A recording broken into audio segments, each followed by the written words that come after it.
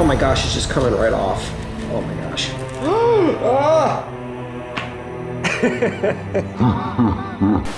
Hey everybody, welcome to Jason Explains Things. Today we're starting a project I've been looking forward to for a very long amount of time, and that is we're gonna be making a new modern dining room table. We're gonna be making it out of the things you see before me here. The first is this really cool recycled tabletop. We're gonna go over the entire process of sanding, repairing, staining, and protecting a piece of furniture like this so it lasts a really long time. And the second are these metal table legs that I think kind of make it definitely look more modern, that I'm really excited about. These are from Carolina Leg Company. So in that wide shot, you're probably thinking, Jason, why don't you just put the legs on it and call it a day, man? Well, on close-up, you can really see that we have lots of problems. We've got rubs, we've got scratches, we've got the stain kind of flaking here in the middle, probably something spilled on that. And this is probably the biggest issue. In the veneer, I believe this is a veneer, not 100% sure on that, but I think that's the case. We've got cracks going from here all the way to here, and then we've got some smaller ones as well. So all of this is going to need addressing. The story of how we got this tabletop is kind of cool and unique. My wife picked it up at a furniture auction in a small town a little ways away, and because this was in rougher shape and didn't have any legs, it was only like $100, $120. And it's kind of an impressive thing, right? I mean, it's over, I measured it, it's over 6 feet long, it's over 3 feet wide, so this is gonna be a nice big table when it's done.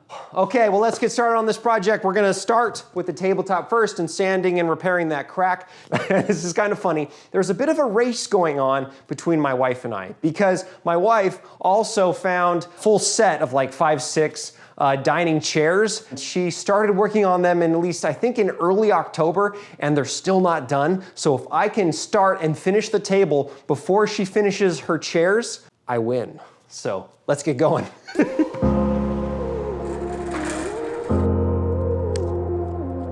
Even though it was in rough shape, the finish on this table was not gonna come off easily. I started sanding with my cordless sander with 120 grit sandpaper, but I quickly dug out my cheap but powerful corded sander with 80 grit paper. Okay, so I'm gonna keep going. We're not done sanding yet. I gotta do the edges here, which I'll use the orbital sander for, and then I'll use a sander sponge to kind of do the round over detail right here. We're also gonna sand the bottom just a little bit because stain might go right around to the edge there. And then we'll move on with filling in our cracks.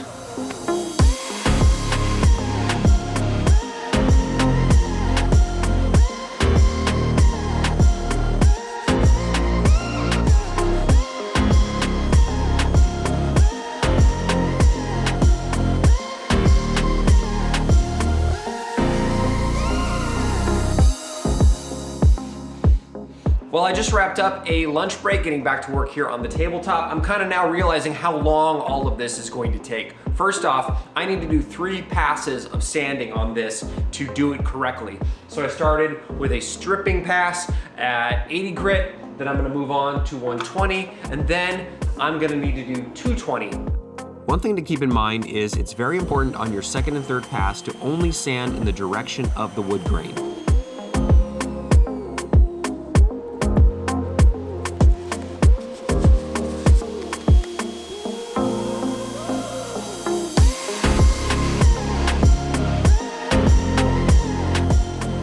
A great way to check your sanded surface is to simply run your bare hand across the surface looking for rough spots. I wrapped up my third pass by smoothing out all the edges and corners with 220 grit sandpaper. It was time to repair the cracks, and I was shocked at what I found. So it kind of pains me to be doing this, but I think this is the best way to repair these cracks. I'm just using a utility knife, and I'm trying to cut them so that, first off, there's just an easier channel here to fill with the wood putty, and then also just to try to make it look natural, kind of like these other, natural grain patterns and things. And if I kind of go along with it, I feel like that's gonna look better than trying to use a Dremel or something. Woo! Yeah, okay. Well, better now than later. Wow, that just came right out. Oh wow. It's hollow. Oh my gosh. Oh! Oh! Oh my gosh. No. No. Stop. You know, guys, I have abandoned video projects that just never showed up on the channel, but I think what I'm gonna do is I'm gonna keep going, but I'm gonna change things a little bit. Okay, so this sucks. My wife has kind of wanted a new dining room table for a while, but that table is over 100 years old, and it's a very solid, beautiful table. My wife just doesn't really like the style that much anymore. And so replacing that table with this just feels wrong. I mean, I don't know if you, I don't know if you're like, but this table is just hollow inside. You know, it just doesn't feel right. It feels like, first off, there is a way to repair this. What I would probably do is I would fill the crevice as much as I could with spray foam, allow that to harden. Then I would use Bondo, probably. They make wood Bondo that is, you know, plastic based, so it would harden a little better than just, you know, wood filler like this for small cracks. There's another project I've been planning on doing. I actually wanted to do this last year in time for like the 4th of July or something. I want to do a patio, a back patio refresh where I repaint the cement. And I went back to the back patio, which is, we're in the middle of winter right now. It's really dreary out there, so I can't do this project right now. But this tabletop would actually make a pretty decent countertop.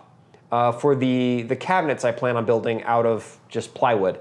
I'm going to strike a line and trim it down. I'm gonna cut this back piece off and then just keep working on this side and just save this for a countertop for a future project you'll see on the channel probably come this summer.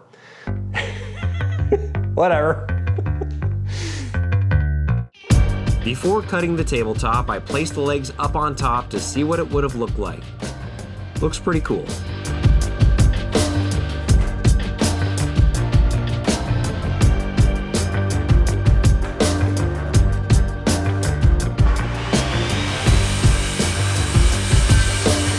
My skill saw made quick work out of the cut. Well, that's pretty darn hollow, you guys.